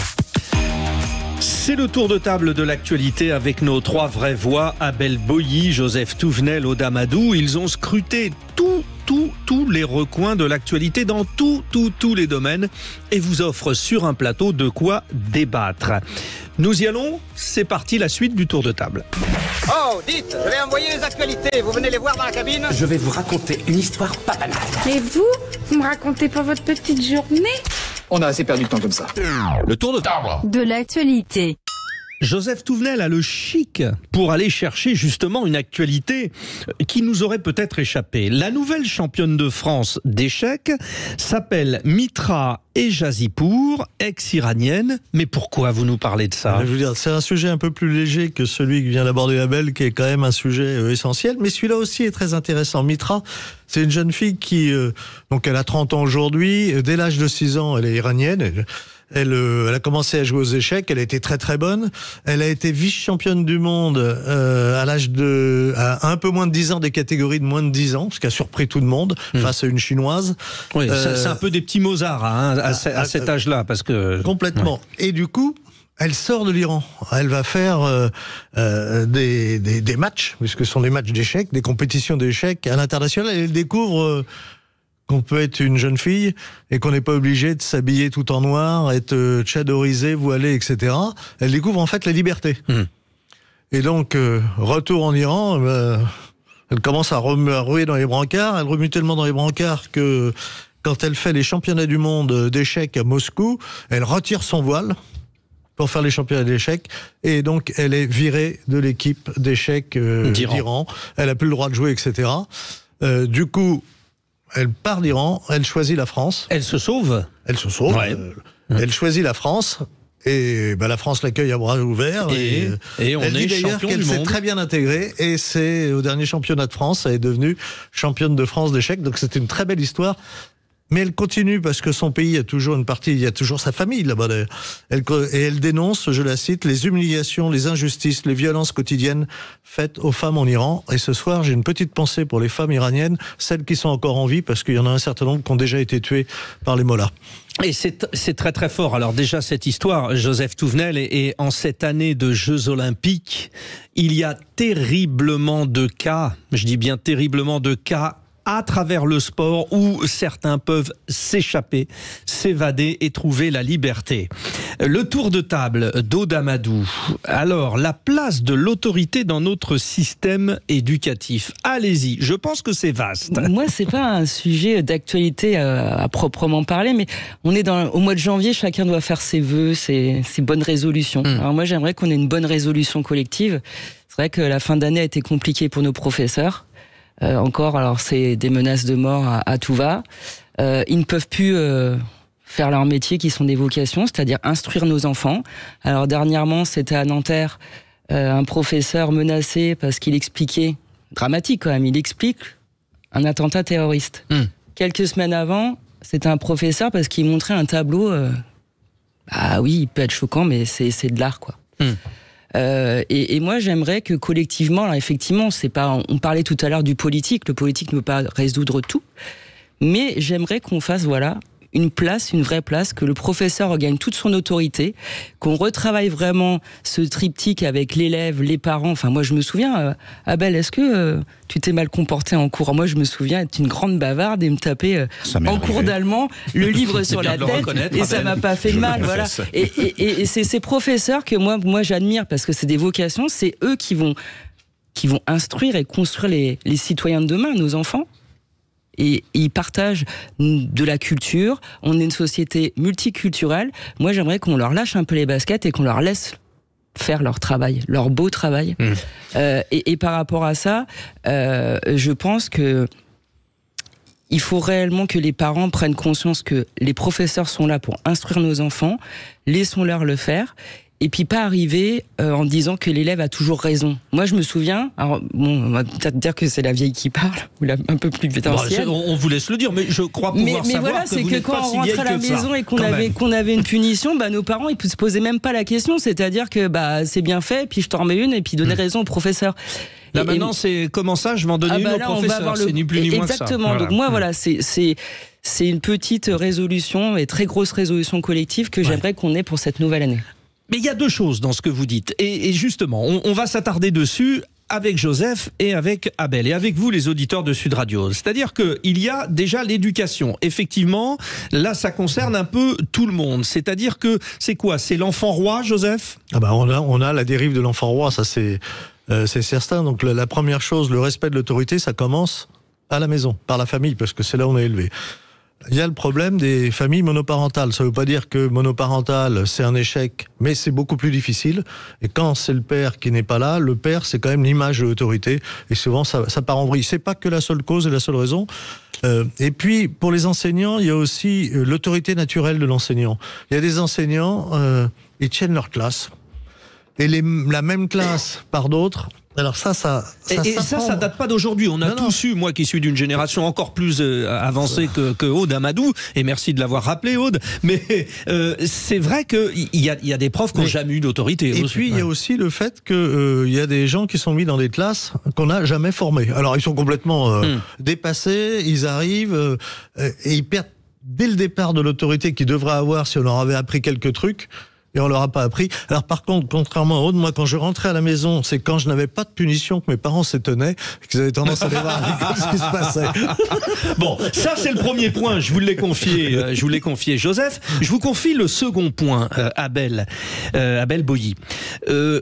Au départ, Aude Amadou parle des cas de terrorisme évoqués, parle des cas d'œuvres d'art. Là, on est sur une autre problématique qui est, rappelons-le, l'islamisme politique qui s'invite dans nos écoles. Et là, j'ai l'impression que ça a bougé, notamment le terrible attentat à Arras et l'assassinat de Dominique Bernard. Il y a eu des décisions prises récemment, des élèves qui ne voulaient pas suivre le respect et qui ont été pénalisés. Ça bouge un peu là. Ça bouge, mais aujourd'hui, il y a quelque chose de dramatique qui s'appelle les réseaux sociaux, la mauvaise utilisation d'Internet par nos jeunes. Un exemple tout simple, lorsqu'il y a eu la vague d'attentats et la vague de départ en Syrie de certains de nos jeunes, dans les enquêtes policières, en fait, le fait de regarder des vidéos de décapitation, c'était un potentiel signe de radicalisation. Moi, je travaille beaucoup avec les jeunes sur le comportement numérique. Aujourd'hui, vous avez des millions de jeunes qui regardent des vidéos de décapitation matin, midi et soir. C'est terrible. Par curiosité malsaine. Et je finirai mon propos tout simplement par une citation de Victor Hugo. L'éducation, c'est la famille qui la donne. L'instruction, c'est l'État qui la doit. Tout est dit dedans. Ouais, c'est joli, ça, encore. Il y a peut-être un point qu'on n'a pas abordé, c'est aussi l'équipe dans une école. Quand l'équipe est cohérente, c'est beaucoup plus facile pour les enseignants de fonctionner. Quand l'équipe ne veut pas voir ce qui se passe à côté, c'est beaucoup plus difficile. Oui. Bon, c'était très large. Merci les trois vraies voix. J'espère que vous, les auditeurs de Sud Radio, vous avez partagé un petit peu cet esprit. Nous allons retrouver dans un instant nos trois vraies voix qui vont faire leur demande au gouvernement pour 2024. Et puis n'oubliez pas, à 18h40, bien nous aurons un invité de marque. Nous aurons Mickaël Jérémiaz, ancien champion paralympique de tennis fauteuil et qui est aujourd'hui donc le chef de mission de l'équipe de France paralympique aux Jeux de Paris 2024. Nous nous posons la question dans le coup de projecteur. La France a-t-elle une politique d'inclusion performante pour les personnes handicapées ? Vous nous dites ce que vous en pensez sur le compte X de Sud Radio et au 0826 300 300. Voilà, vous avez demandé le programme, vous l'avez eu, nous revenons. C'est le petit plus de cette première semaine de l'année 2024. Nous la passons ensemble et ça nous fait grandement plaisir sur Sud Radio. Le principe, nos trois vraies voix ont planché. Nous les avons depuis ce matin avec Ottilie Pascal qui m'aide à préparer cette émission. Nous les avons testés en leur disant allez, réfléchissez. Que demandez-vous au gouvernement en 2024 ? Et chacun va y aller de sa petite note. Vous allez nous dire, les auditeurs de Sud Radio, si vous partagez ces demandes. Les vraies voix Sud Radio. Mes chers compatriotes, je vous souhaite une très belle et une très heureuse année 2024. Nous allons rechercher des compromis, des accords. Nous serons à l'écoute des propositions qui seront faites. Les vraies voix ce soir sont Abel Boilly, Joseph Touvenel et Aude Amadou qui commence. Demande au gouvernement Aude. Je rappelle que vous êtes ex-député de la majorité présidentielle. Oh, vous allez être gentil dans votre demande, non ? J'ai déjà répondu que je croyais plus au Père Noël, mais bon, d'accord. Trouver quelque chose. Ok, très bien. Alors, que demandez-vous ? Moi, ce que je demande, c'est un vrai gouvernement d'union nationale. Parce que je crois qu'aujourd'hui, les Français ont montré qu'ils voulaient la proportionnalité à l'Assemblée nationale. Et que ça, c'est un fait. Vous pouvez dissoudre, vous pouvez faire ce que vous voulez. De toute façon, on aura cette proportionnalité, personne n'aura la majorité à l'Assemblée. Donc, il va falloir que l'exécutif, mais tous les hommes politiques et femmes politiques apprennent à travailler autrement. Travailler autrement, c'est travailler à l'allemande. C'est-à-dire, on les enferme comme au conclave, et puis quand ils sentent la fumée blanche et qu'ils ont signé un programme, là, ils vont travailler, puis ils arrêtent de parler. Et je pense qu'on a vraiment besoin de ce vrai gouvernement d'union nationale avec des hommes et des femmes de tout horizon, des femmes d'État, des hommes d'État. Alors, c'est chose qui se perd en ce moment, parce que ça va impliquer aussi, va falloir trouver les bonnes personnes, c'est-à-dire que la République des copains et des coquins, ça suffit, mais ça va aussi impliquer que les oppositions, il va falloir qu'ils arrêtent de faire leur simagrée, et qu'ils s'y mettent aussi. Parce que le bien commun, c'est celui des Français, c'est la société française, c'est notre République, et je pense que tous nos politiques doivent se mettre au travail. Je vous prends à vos propres jeux, Aude Amadou. Vous, Première ministre, vous allez chercher jusqu'où ? Jusqu'au Parti Socialiste, jusqu'au LR ? Alors déjà... Jusqu'au RN, peut-être. Déjà... Jusqu'à LFI, mon parcours de sportif m'apprend à être humble, donc ça n'arrivera jamais, je rassure tout le monde. Mais je vais répondre à la question, parce que vous savez, quand vous êtes député et que vous voulez faire passer des amendements, vous devez le faire. C'est-à-dire que quand vous savez que votre amendement ne passera pas dans la majorité présidentielle, il faut aller chercher à gauche, il faut aller chercher à droite, et c'est là où vous gagnez vos victoires en termes d'amendements. Donc oui, il faut aller chercher tout le monde, parce que les Français, qu'on le veuille ou non, ils ont voté et pour l'extrême gauche, et pour l'extrême droite, et pour le centre, ils ont voté pour tout le monde. Donc tous les Français doivent être représentés. Demande de Joseph Touvenel, maintenant. Bon, elle a placé le curseur haut d'Amadou. Vous, ça va être pas mal non plus. Une seule demande, le respect de la vérité. Oui, parce que la démocratie, c'est le vote. Mais pour voter, il faut avoir une juste information. Et quand on voit comment les politiques arrivent à nous masquer la réalité ou à mentir comme des arracheurs de dents, je leur demande juste, quand on peut, de dire la vérité. Par exemple, notre ministre de l'Intérieur, Gérald Darmanin, a annoncé un chiffre avec les voitures brûlées, en nous annonçant que 10% de moins, il y avait ça 745 déjà. Voitures brûlées, c'est 10% de moins. Ouais. Alors, très bien, moi j'en suis ravi, mais je suis allé regarder les chiffres que le même annonçait l'année dernière au même moment. Ah. C'était 690. Ah, donc ça fait pas 10% de moins. Ça fait 55 de moins. Et pourtant, quand c'était 690, il annonçait, je le cite, moins de 700 voitures, c'est 20% de moins que l'an passé. Vous êtes allé voir sur l'année d'avant? Non. Alors si, j'ai les chiffres. Vous êtes terrible, Joseph Touvenel. Alors, ça dit quoi? Alors, avant, c'était plus. Avant, c'était 861. Bon, là, pour le coup... Il y avait eu une baisse, qui n'était pas de 20% non plus, mais... À quoi ça sert de mentir? D'abord, c'est stupide, parce qu'on peut aller voir, parce que ça reste... Maintenant, on a tous Internet, on peut remonter. Et c'est désespérant. Alors, est-ce que c'est... Vous savez, en Angleterre, il y a une voiture qui s'appelle la Fantôme. Les fantômes, est-ce que c'est les voitures fantômes parce qu'il n'aime pas les Anglais, il les voit partout comme au Stade de France? Mais enfin, cette utilisation du mensonge... Alors, justement, on peut mentir beaucoup avec les chiffres, parce qu'on peut leur faire dire plein de choses. Oui, mais quand on en a affirmé un... Il faut y rester. La comparaison, elle est redoutable. On peut pas dire c'est plus 8% en fait. Et puis, par exemple, c'est nous avoir promis, on ne supprimera plus un seul lit d'hôpital. Hein. Alors vous avez été chercher. Allez-y. Près de 7000 qui ont été supprimés. Près de 7000. Combien? 7000 supprimés. Près. J'ai pas trouvé le chiffre exact. Il y a près de 7000, 6000 machin. Mais est-ce que d'autres ont été rajoutés? Est-ce qu'il y a eu un équilibre de suppression quand on fait le bilan? En moins, en faisant Mais vous vous rappelez tous quand même, une première ministre, enfin elle n'était pas première ministre à l'époque, elle était ministre, elle est maintenant première ministre, qui se réjouissait de ce grand programme de fermeture des centrales nucléaires. Et qui maintenant continue à nous dire, mais j'avais toujours raison, j'ai jamais dit qu'il fallait le fermer. Enfin, faut arrêter. Là, si je peux me permettre, ce n'est pas un mensonge, mais c'est un revirement de oui, mais qu'aujourd'hui, les mêmes ne nous disent pas, ah non, nous on a toujours eu une politique nucléaire qui a tenu la route. Ça c'est un mensonge. Voilà, c'est désespérant et c'est une grande atteinte à la démocratie, parce qu'après, faut pas s'étonner que les Français n'aillent plus voter. Et c'était du grand Joseph Touvenel, évidemment. Bon, alors du coup, allez-y, Abel Boilly, vous demandez une... Et vous êtes terribles, hein, tous les trois ce soir, là. Vous demandez une véritable intelligence politique. Allez-y. Alors, je tiens à préciser que mon propos n'est aucunement une insulte. Donc, je vous ai dit que j'aimais beaucoup les citations et je vais m'en baser sur deux pour étayer mon propos. Effectivement, j'en appelle à l'intelligence des politiques, l'intelligence selon André Malraux, cet homme qui a été transcendé par la culture et qui l'a transcendé lui-même. Comment André Malraux définit l'intelligence? 1. La destruction de la comédie. Tout ce qui est superflu, tout ce qui ne sert à rien. 2. L'esprit hypothétique. Considérer toutes les hypothèses, y compris celles qui peuvent être contraires à nos convictions. Et 3. La capacité de jugement. J'invite les politiques à couler dans cet esprit. Et dernière citation, Victor Hugo, que j'apprécie beaucoup aussi, qui disait « Le plus haut symbole du peuple, c'est le pavé.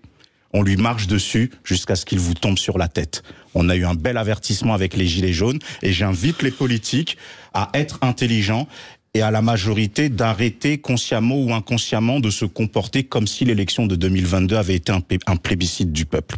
Voilà mon vœu. Eh bien, quand je pense que ce matin, on vous a houspillé avec Ottilie Pascal, qui nous aide à préparer cette émission, on vous a challengé les trois vraies voix. Que demandez-vous au gouvernement? Vous avez été monstrueux tous les trois. Moi, je dis bravo. Vous avez de quoi être champion olympique. Ça tombe bien.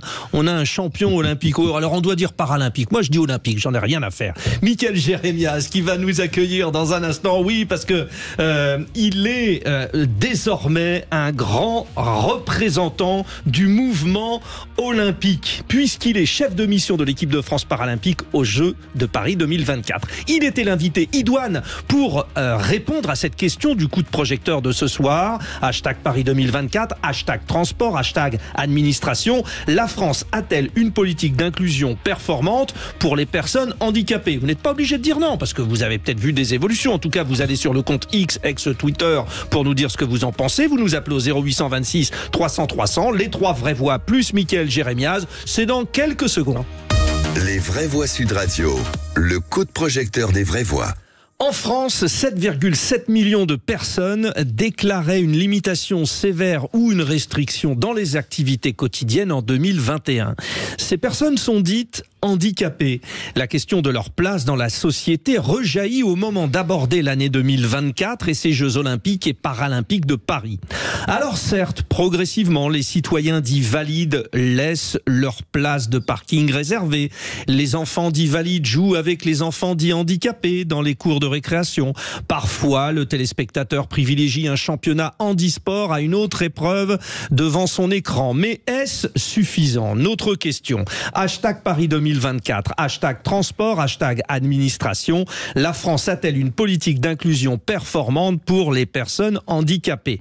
Notre grand invité ce soir, Michael Jérémiaz, ancien champion paralympique de tennis fauteuil, c'était en 2008 notamment, et puis chef de mission de l'équipe de France paralympique aux Jeux de Paris 2024. Bonsoir Michael. Bonsoir. On vous souhaite une excellente année bien sûr, mais à travers vous, toutes les équipes de France, on est bien d'accord, profitez-en. Oui, j'en profite évidemment. Ça va être une année très particulière et je suis très fier d'accompagner, comme vous l'avez dit en intro, l'équipe de France paralympique. Mais je travaille aussi évidemment avec l'organisation des Jeux Olympiques, pas uniquement paralympiques. C'est une grande célébration commune malgré tout. Oui, et j'ai tenu à le dire. Alors c'est vrai, on dit champion paralympique, mais bon, vous êtes tous des champions du monde olympique. À Paris, l'accessibilité est un combat loin d'être gagné. On l'a vu, mais l'arrivée très prochaine des Jeux Olympiques et Paralympiques sur son sol a le mérite de faire bouger les lignes, d'accord, Michael Jérémiaz, parce que c'était catastrophique. Moi, j'ai vécu à Paris de 0 à 37 ans. Quand j'ai commencé après mon accident à l'âge de 18 ans, j'ai vécu donc pas loin d'une vingtaine d'années à Paris. Et effectivement, extrêmement compliqué de se déplacer de manière autonome en fauteuil roulant, que ce soit les trottoirs, que ce soit l'aménagement de la voirie et puis bien sûr les transports en commun, notamment les transports souterrains. Et ce qui est sûr, c'est que les Jeux Olympiques et Paralympiques, parce que on rend pas les Jeux, la ville accessible à cause des Jeux Paralympiques, on les rend accessibles pour les touristes notamment, et qui seront 350 000 des touristes à mobilité réduite. Donc 350 000 qui vont venir autant pour les Jeux Olympiques que pour les Jeux Paralympiques. Il n'y a pas que des handicapés qui vont supporter des handicapés et des valides qui vont supporter des valides. Et effectivement, avant qu'on ait les Jeux, on était dans une situation qui était à mon sens pas acceptable. Et aujourd'hui, il y a en tout cas une transformation qui s'opère. Elle n'est pas suffisante, on le sait. Et on ne sera pas à un niveau d'accessibilité totale, loin de là. Mais en tout cas, ça a le mérite d'aller dans le bon sens. Après, ça ne va pas du tout à la vitesse à laquelle nous, usagers au quotidien, attendons un gouvernement, une mairie, une région sur ces sujets-là. Ça, c'est intéressant, la notion de temps, parce que, bon, je vous le rappelle, nous vous consultons, vous les auditeurs de Sud Radio, sur le compte X, et pour l'instant, vous dites non, la France n'a pas une politique d'inclusion performante pour les personnes handicapées à 86%. Mais ces 14% disent aussi que ça bouge. Je fais un petit tour de table et je reviens vous voir, Michael Jérémiaz. Aude Amadou, ça fait une espèce de déclic quand même, cette histoire d'événements interplanétaires, enfin pas interplanétaires, mais vous m'avez compris, pour dire là on rattrape le temps perdu. Est-ce que le temps a été rattrapé, vous, ex-député? Est-ce qu'il y a eu des choses? En fait, ils n'ont pas eu le choix parce que ça a été écrit dans la loi. Donc je suis très à l'aise, j'étais rapporteur de la loi. Mais vous imaginez même pas le nombre de fois où ils m'ont fait réécrire cet amendement parce qu'il n'était pas prévu initialement, pour demander à revoir les schémas et à Marseille et à Paris. Donc moi, je me suis fait taper dessus. Donc de toute façon, aujourd'hui, ils n'ont pas le choix. Ça a été écrit dans la loi olympique, c'est une avancée, ce sera un héritage. Donc pour moi, ça ne va pas assez vite. Moi, j'ai grandi à Nantes. J'ai vécu avec des bus. Alors c'est vrai qu'on était en avance sur Paris ou sur Marseille, avec des bus qui étaient très facilement accessibles pour les poussettes, pour les fauteuils. Et je me disais, mais c'est pas possible qu'à Paris, on n'y soit pas encore. Donc de toute façon, oui, ça va dans le bon sens. Mais oui, heureusement qu'il y avait les parlementaires. Souvent on dit qu'on sert à rien, mais là pour le coup on a tous servi à quelque chose parce qu'on a tous voté à l'unanimité. Mais moi je déploie le fait qu'on doive déposer des amendements pour en arriver là. Et ça a été déposé en 2017. Et moi je trouve qu'aujourd'hui au point où on en est, c'est pas allé assez vite. Je suis désolé. Abel Boilly, vous êtes président de Tous Uniques, Tous Unis. Elle dit tellement de choses cette appellation. La cause handicap, vous en êtes pleinement, on va dire, suiveur et engagé. On est engagé dessus et il est très important par rapport à ce type de question de la poser aux personnes concernées et qui vous répondront que les personnes en situation de handicap sont encore trop invisibilisées dans la société. Emmanuel Macron a fait une déclaration le 26 avril dernier disant que l'État allait consacrer encore 1,5 milliard d'euros pour les personnes en situation de handicap et leur accessibilité au lieu public, et que ça concernerait particulièrement les petits commerces, les restaurants, les salles de fête, les locaux de services publics.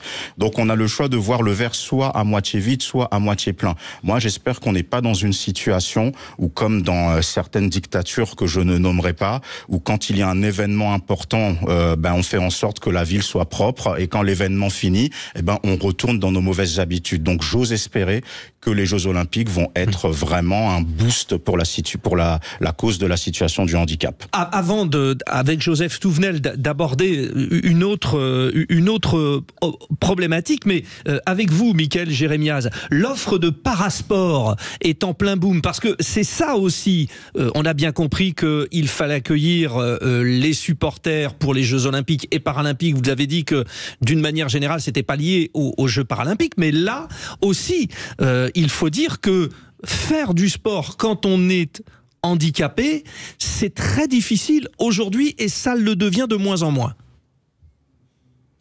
Juste pour revenir sur ce que viennent de dire vos invités à juste titre, il n'y a jamais eu autant d'argent dépensé par notre gouvernement sur la question du handicap et la question de l'accessibilité. C'est pas pour autant que c'est satisfaisant, mais c'est une réalité. Et effectivement, l'effet Jeux Olympiques et Paralympiques fait qu'il y a un accélérateur. On l'a vu à Londres, on l'a vu à Rio, on l'a vu à Barcelone, on l'a vu à Athènes, on l'a vu dans toutes les grandes villes qui ont organisé les Jeux Olympiques et Paralympiques ces 30 dernières années.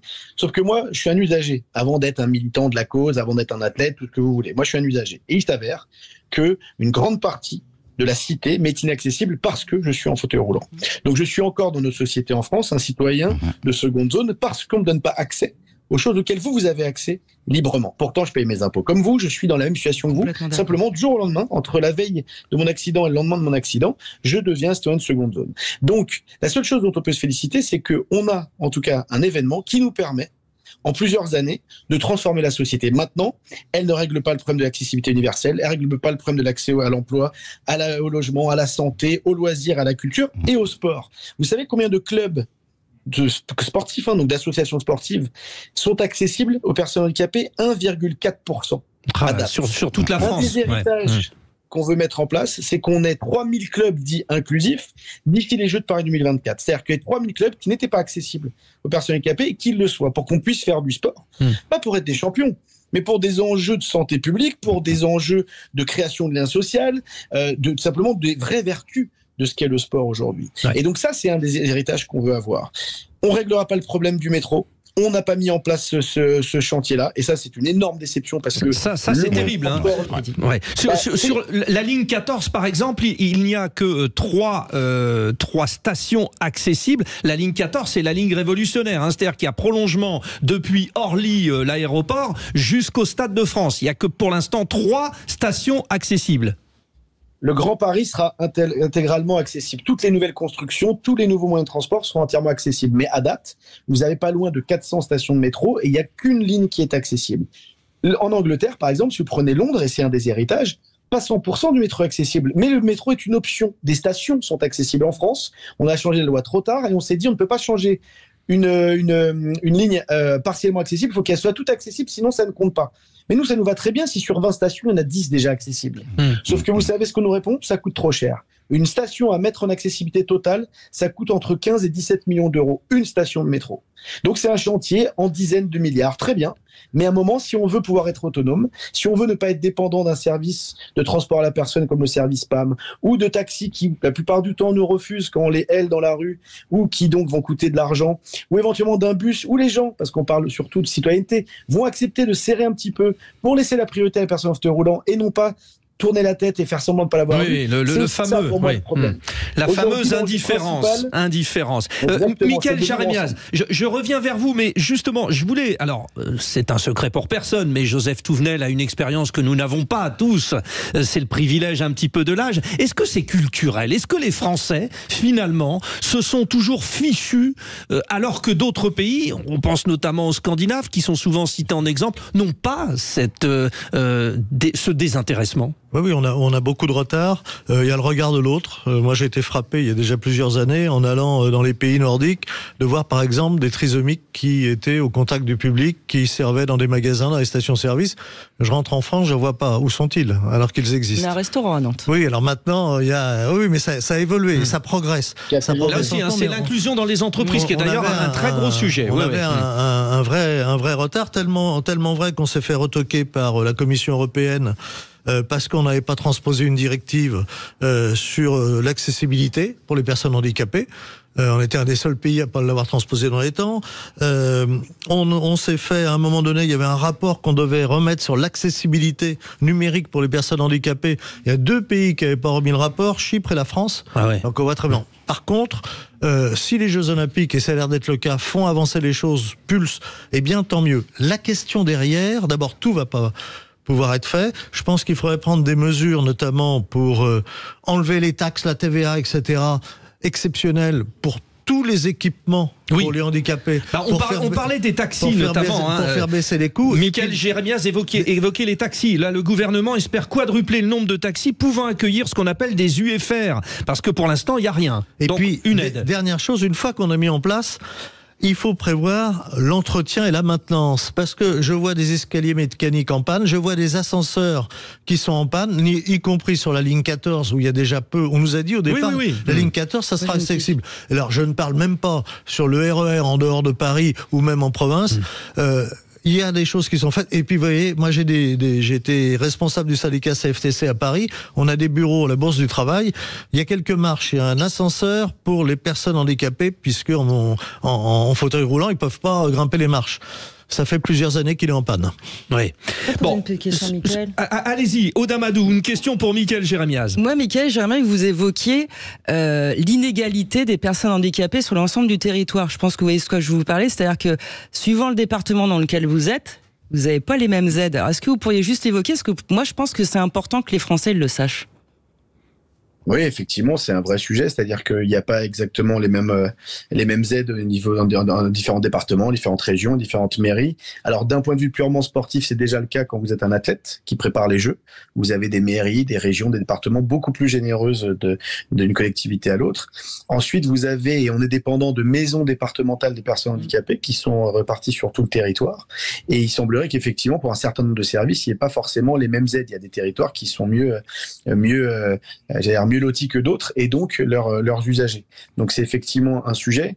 Je reviens sur ce qui vient d'être dit sur la question de la transformation. Les Jeux, on le sait, c'est un accélérateur. Mais en fait, le constat, c'est que c'est un échec.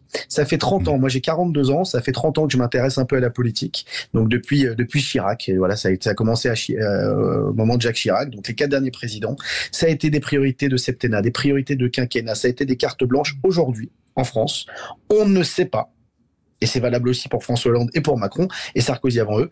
On ne sait pas aujourd'hui régler le problème de l'accessibilité, pas de mettre des rampes et des ascenseurs partout.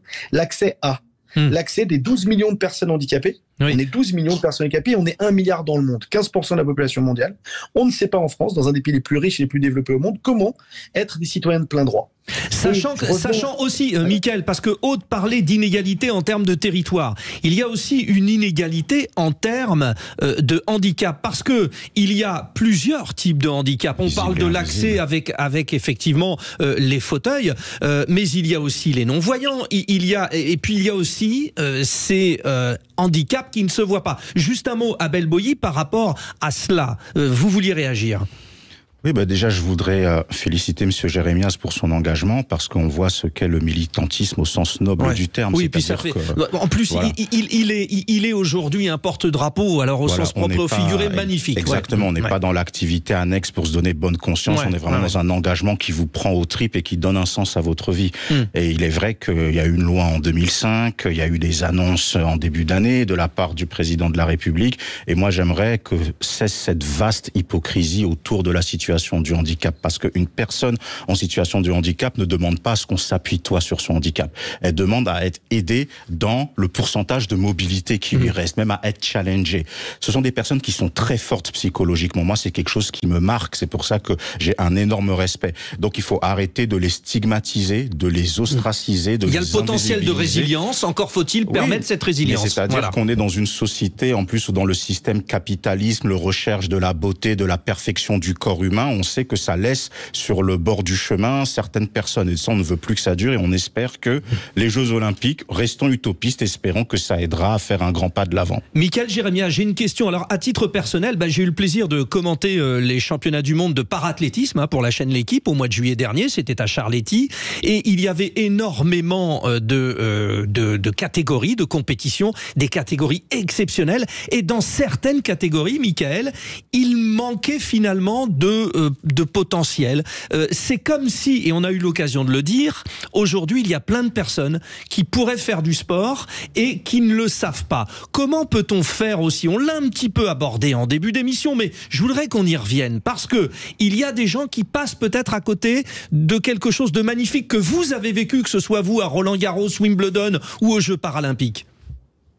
En fait, c'est exactement ce que vous faites aujourd'hui, mais il faut le faire régulièrement et pas uniquement en quelques mois avant les Jeux. C'est que les médias prennent leur part. Là, on a parlé du politique, on a parlé du gouvernement, des collectivités, des mairies, on a parlé des citoyens, l'engagement citoyen, apprendre à vivre ensemble. Il y a un secteur dont on n'a pas parlé, c'est le secteur privé. Le monde de l'entreprise doit y prendre sa part en donnant accessibilité à l'emploi, au travail, à la formation, à une population invisible. Et puis, il y a le média.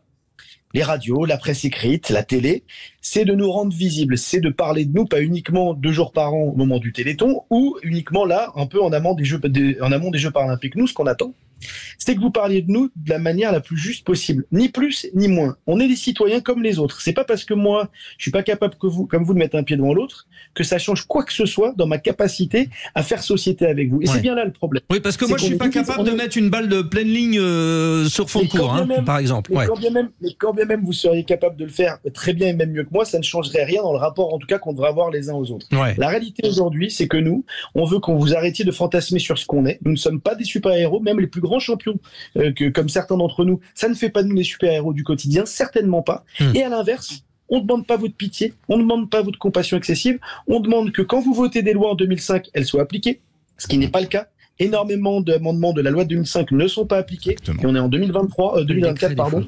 Et donc aujourd'hui, la question du droit et de la responsabilité individuelle. Chacun et chacune d'entre vous, vous avez la capacité à votre échelle, familiale, amicale, puis professionnelle, de changer l'existence de votre prochain. Ce qui s'applique pour moi, ça s'est appliqué il y a quelques années pour les femmes, ça s'est appliqué il y a une vingtaine d'années pour les Noirs et les Arabes, et quand ils étaient inexistants dans les médias, c'est la même problématique. C'est-à-dire qu'aujourd'hui, nous, on est les derniers de la bande, on est la dernière minorité qui n'a pas encore fait sa révolution. C'est noté, c'est noté.